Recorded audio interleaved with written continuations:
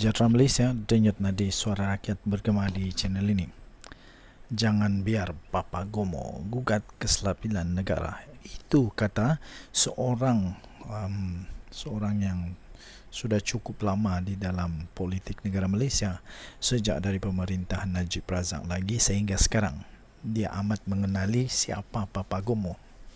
Beliau pernah bersama-sama berhikmat dengan Papa Gomo. Beliau juga pernah menjadi rakan karib kepada Papa Gomo satu ketika dahulu. Sekarang beliau sendirilah yang membongkar betapa bahayanya Papa Gomo ini kalau berterusan dibiarkan begitu saja. Menurut beliau, jangan biar Papa Gomo gugat kestabilan negara. Itu kata Luqman Nur Adam.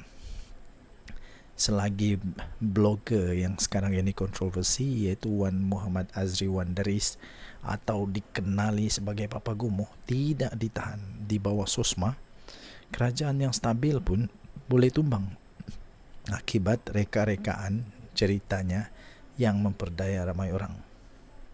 Betulkah itu boleh berlaku? Hebat beginikah Papa Gomo ini? Dan kalau memang benar dia begitu, kenapa tidak tangkap saja? Betul juga kata Luqman Adam ini, kenapa membiarkan dia saja? Ahli mesyuarat kerja tertinggi UMNO, yaitu Datuk Luqman Nur Adam berkata, pada zaman Tun Mahathir dulu, individu yang membuat tuduhan palsu seperti yang dilakukan oleh Papa Gomo itu pastinya akan dikenakan tindakan serta-merta oleh Akta Keselamatan Dalam Negeri, pada ketika itu dikenali sebagai ISA.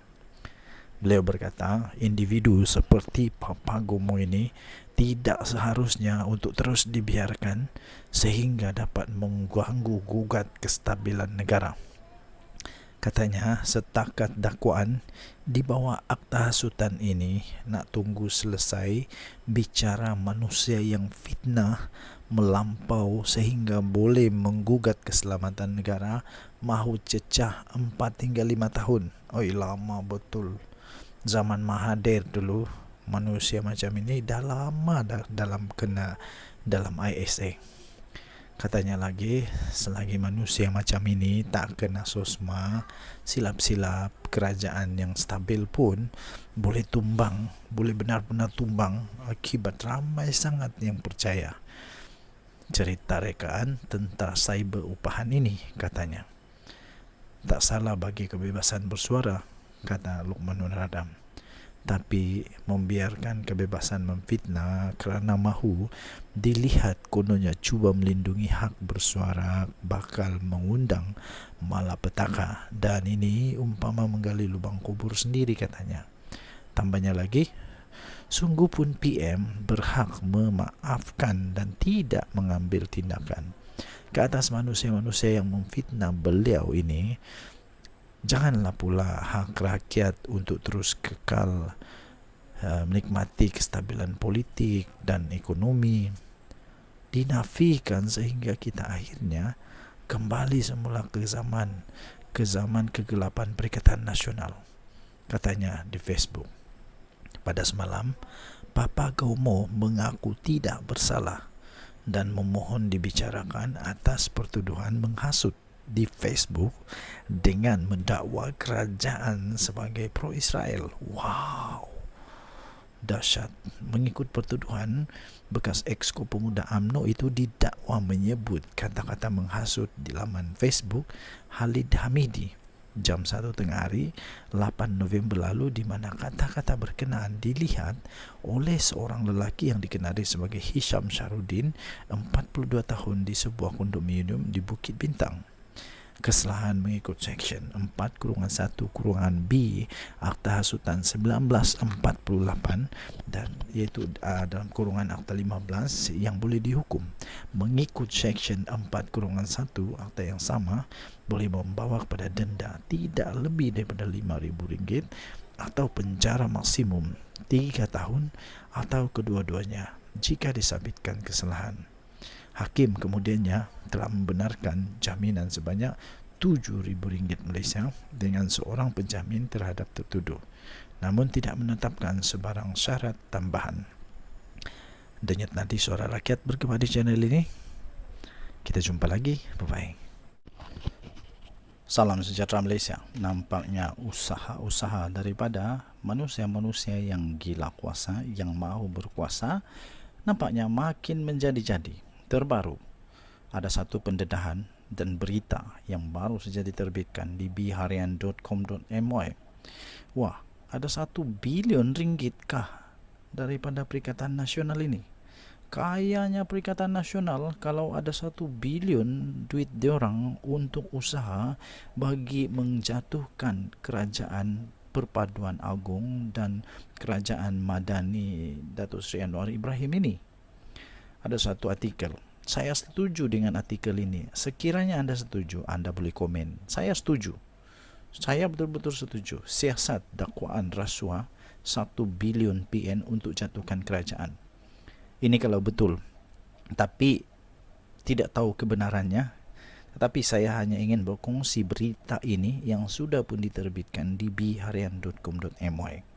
Seorang setiausaha politik kepada Perdana Menteri, yaitu Datuk Seri Anwar Ibrahim, telah meminta supaya pihak berkuasa tampil dengan serius dan tegas untuk menyiasat dakwaan daripada seorang pemimpin Perikatan Nasional yang kononnya terbabit dalam cubaan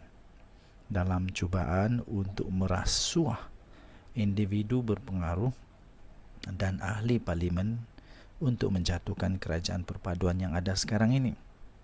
Dakwaan itu telah disiarkan di sebuah blog yang mendakwa pemimpin Perikatan Nasional itu, yang juga adalah seorang ahli parlimen, telah menyediakan dana sejumlah RM1 bilion untuk memberi rasuah kepada ahli parlimen kerajaan agar menarik balik sokongan terhadap Perdana Menteri.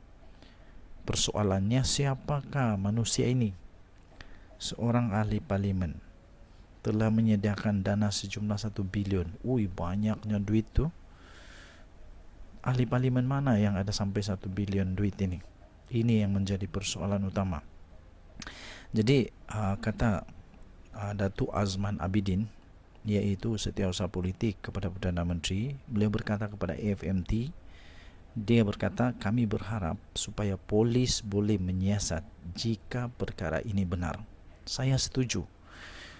Saya mohon, kita mohon, kami mahu, rakyat Malaysia mahu supaya perkara ini disiasat sekiranya perkara ini betul-betul terjadi atau tidak. Itu saja. Orang ramai sudah muak dan mulai bosan dengan spekulasi tentang usaha menjatuhkan kerajaan ini. Kerajaan sedang bekerja keras untuk merangsang pemulihan ekonomi. Lepas tu ada pula walaun yang cuba untuk jatuhkan kerajaan. Siap dengan mengaku pula tu ada SD lah apalah. FMT telah cuba untuk menghubungi pemimpin PN itu untuk mendapatkan komen, tapi sampai sekarang belum ada komen lagi. Dan kejadian ini berlaku kerana sebelum ini terdapat spekulasi yang muncul mengenai dengan langkah Dubai yang merujuk kepada perbincangan yang didakwa berlaku di Emirat Arab Bersatu di antara pemimpin pembangkang dan kononnya wakil daripada kerajaan tertentu untuk dalam usaha untuk menjatuhkan pentadbiran Datuk Seri Anwar Ibrahim. Pertemuan itu yang tidak begitu diberi perhatian oleh Datuk Seri Anwar Ibrahim dan pemimpin kerajaan yang lain dikatakan bertujuan untuk mengagihkan tugas dalam kalangan ejen untuk mengenal pasti ahli parlimen yang akan menyertai pembangkang. Tuan-tuan dan perempuan yang dihormati sekalian, saya admin The Twin TV turut mahu supaya pihak berkuasa siapapun untuk menyiasat benarkah perkara ini. Apapun, saya tetap berpegang kepada Undang-Undang Negara Malaysia, iaitu kita dilayan sama rata dan seseorang itu tidak bersalah, belum bersalah dan jangan dulu anggap bersalah sehinggalah beliau dinyatakan bersalah oleh mahkamah. Jadi kerana itu, jangan buat spekulasi, anggap saja belum ada, anggap saja perkara ini tidak ada, sehinggalah keputusan siasatan dimaklumkan oleh pihak berkuasa tempatan, seperti apa yang diminta oleh Datuk Azman Abidin ini, yaitu supaya siasatan ini benar-benar dilaksanakan. Sama ada atau tiada, tetap laksanakan juga. Kalau ada, ambil tindakan, kerana ini rasuah. Tapi kalau tiada, kita bersyukur kepada Tuhan kerana Malaysia semakin bebas daripada rasuah. Dan tadi Suara Rakyat bergema di channel ini. Jangan lupa untuk tekan butang subscribe, like dan share. Malaysia kita punya, cintai Malaysia aku, kita jaga kita. Bye bye.